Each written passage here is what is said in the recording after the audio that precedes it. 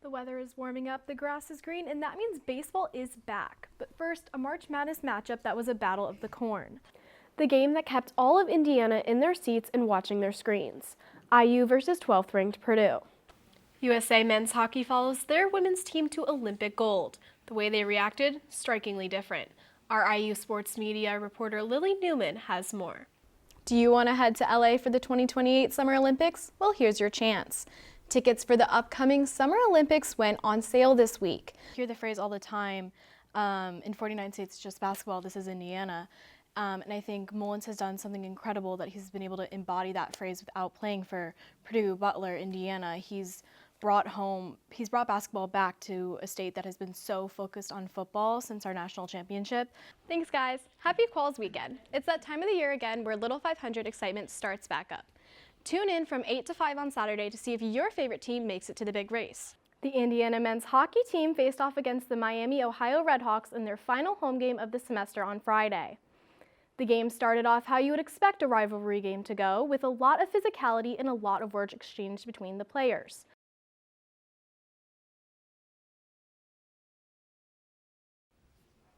Last night, Indiana men's basketball headed out west to take on the UCLA Bruins.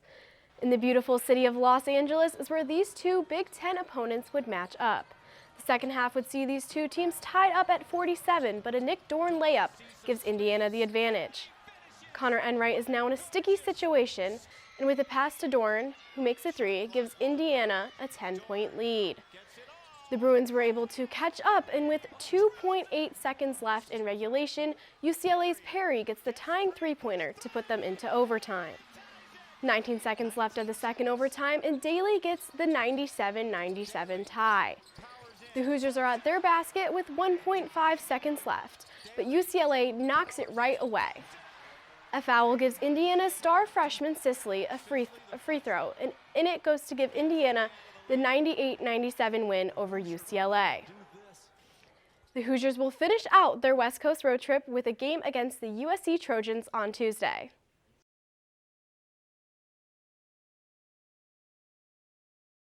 History made in the most dramatic fashion possible. Nebraska, a program that has never won an NCAA tournament game, punched their ticket to the Sweet 16 on a Braden Frazier layup with just 2.2 seconds remaining. The Cornhuskers survived a heart-stopping buzzer-beater attempt from Vanderbilt's Tyler Tanner that rattled in and out, sending a Nebraska-packed arena into a frenzy. It wasn't just one hero. 4 Huskers scored in double figures, Frazier and Price Sanford each pouring in 15, while Nebraska dominated the paint and shot the ball efficiently all night long. The most striking support to the women's team, Flavor Flav, who will host a celebration for the team and all Olympic medaling women from Milan and Vegas. For IU Sports Media, I'm Maura White. Back to you at the desk. Michigan took home the title in the men's basketball NCAA tournament, giving the Big Ten Conference yet another title to hold on to.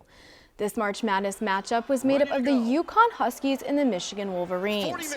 Indiana baseball had a tough opening weekend against the University of Washington Huskies, where they lost the series 2-1. Friday started out strong with a win 4-2, but quickly turned around on Saturday when they lost 2-9 with a solo run in the first and a home run from Cooper Malamizian in the ninth.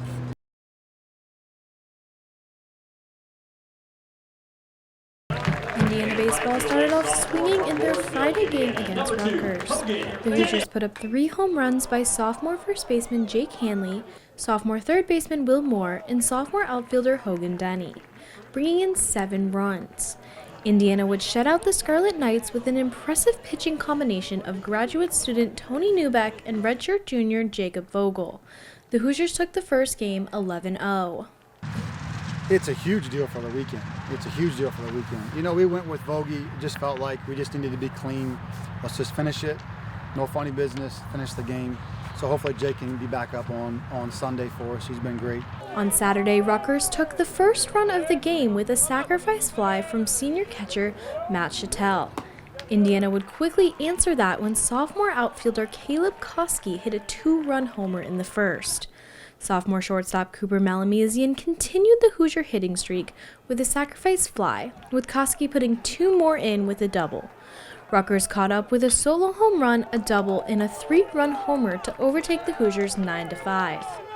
Hanley tried to get something going in the bottom of the ninth with a solo home run, but the Hoosiers were unable to capitalize, and the Scarlet Knights took the second game 9-6. With a shutout win on Friday and a late-inning loss on Saturday, Indiana baseball needed a strong performance on Sunday to take the series against Rutgers. On Sunday, the game started scoreless throughout the first 3 innings, but the Hoosiers heated things up in the fourth with freshman catcher Braden Ricketts' home run. They continued on their scoring streak with a Hanley double that brought in Denny, a Koski ground-out RBI, and 3 more in from hits by Moore and Denny. Rutgers tried to strike back, but were only able to get in 2 runs in the top of the 7th. Indiana finished out the game with Moore scoring on a wild pitch to end Sunday's contest 8-2. This gave Indiana a much-needed Big Ten series win. The Hoosiers will stay at Bart Kaufman Field to take on the Ball State Cardinals on Tuesday. For IUS TV Sports, I'm Maura White. Indiana took on Ball State in their final midweek game of the season. Brianna Copeland took the mound and got a quick 1-2-3 out of the first frame. She then turned around in the bottom of the first and got a lead-off home run. The runs kept coming with a double from Melina Wilkinson and a walk from Alex Cooper, which ended the first 4-0. In the bottom of the second, it looked like the end of the inning, but Allie Van Brandt struck back with a home run to left center field to bring herself and Mitchell home, bringing the score to 6-0. Wilkinson followed that up with a triple, her 5th of the season. She quickly stole home, finishing the inning 7-0. The top of the third saw 2 strikeouts from Copeland and an infield catch from second baseman Van Brandt, getting them out of the frame quickly. Copeland was able to score from 2 back-to-back singles from Minnick and Parker to hit the run rule 8-0 in the bottom of the third. Ball State tried to challenge in the top of the fourth with a base hit, but was not able to do anything with it. Hannah Haberstroh kicked off the fourth with a triple right up to the wall, bringing in Strader, which advanced the score to 9-0. So when Hannah hit the triple, I was like, man, I thought I was out off the bat. But I told her I look forward to seeing this every day next year, because that's a kid that could be in our lineup, right? Minnick kept it going with a bomb to right field to bring in 3. The score reads 12-0. Wilkinson hit a double to bring Parker home, and Strader's base hit brought in Mitchell. The score stands at 14-0. Despite Janae Berry allowing a score by 3 hit-by-pitches and a walk, Copeland took the mound again to finish out the game. All in all, this game proved the dominance the seniors bring to the game. I think for both of us, I think we just want to go out with the confidence that we've had all through our 4 years here and just leave it out on the field and working together as a senior class. Yeah, definitely. Keep the record book straight, keep our names in there, but just do what we do best to our abilities. Indiana finished out their midweek play with a win over Ball State through a 14-1 run rule victory. Indiana will continue with Big Ten Conference play this weekend. From Andy Moore Field, I'm Maura White, IUS TV Sports. The Indiana Hoosiers took to Deborah Tobias Field Sunday afternoon to take on the St. Francis Red Flash. Indiana pulled ahead strong in the first period with multiple shots on goal attempts. However, it took to the second period for any of them to follow through. In the 16th minute, freshman back Lily Freeman scored the first goal of the game and of her collegiate career. Senior midfielder Anna Mozelski quickly followed her up with a goal in the 17th minute, advancing the score to 2-0. Indiana picked it back up in the third period with a 34th minute goal by freshman forward Molly Soot to start the second half. They continued in the third period with multiple goal attempts until junior back Hannah Riddle found the net in the 39th minute. This ended the third period 4-0. The fourth period started off scoreless with attempted shots and penalty corners from both teams. The Red Flames found their first goal of the game in the 52nd minute from sophomore forward Kylie Hager. The Hoosiers returned the favor in the 56th minute with a goal from junior forward Ava Winner, ending the game 5-1. Indiana saw 23 shots on goal compared to St. Francis's 2. The Hoosiers hope to keep up this gameplay as they head into conference play. We're going to have to be on those details in terms of discipline, in terms of chances. We might only get those 3 chances. We've got to get that ball in, so just talked a little bit about that as well. Indiana field hockey will return to Deborah Tobias Field next week to start their Big Ten Conference play. For IUS TV Sports, I'm Maura White.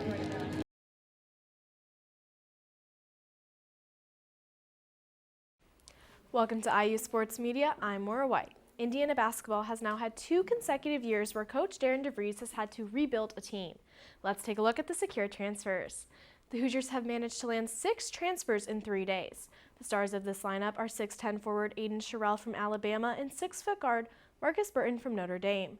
Sherrell averaged 11.1 points and 6.2 rebounds on the season, while Burton averaged 19.1 points in 3 seasons with Notre Dame. With promising transfers and the confirmation of Trent Sisley staying, Indiana might be able to break their basketball bad luck streak. Moving on to the professionals, 6 teams took part in the NBA play-in tournament Friday. The Charlotte Hornets and Orlando Magic took to the hardwood Friday night to gain their spot in this year's playoffs. The Magic had a strong start, scoring 35 points in the first half, taking control over the game. Paolo Banchero took the lead in points for the Magic with 25 points, followed by big numbers from Wendell Carter Jr. and Desmond Bane. The Hornets were truly never in this game, with Orlando winning 121-90. Charlotte's loss gives the Magic a spot in the playoffs where they will take on the Detroit Pistons. Wrapping things up, it's Indiana's 75th Little 500. Here are the teams to look out for. Let's start things off with the women. Top teams throughout qualifications were Kappa Alpha Theta, Teeter, and rounding out the poll was Alpha Chi Omega. In the women's individual time trials, it was Teeter's Layla Faraday that took the top spot away from last year's winner, Alpha Chi Omega's Libby Lewis. These 3 teams will be fighting for that top spot. Moving over to the men's side in qualifications, Cutters took the top spot, Sigma Alpha Epsilon took second, and in third was Phi Gamma Delta. Cutters also took the win in team pursuit and missing out. This gives Cutters a strong chance at their 16th Little 500 victory. Little 500 will take place this Friday and Saturday. Be sure to check it out at Bill Armstrong Stadium. For IU Sports Media, I'm Maura White. Thanks for watching and enjoy the world's greatest college weekend.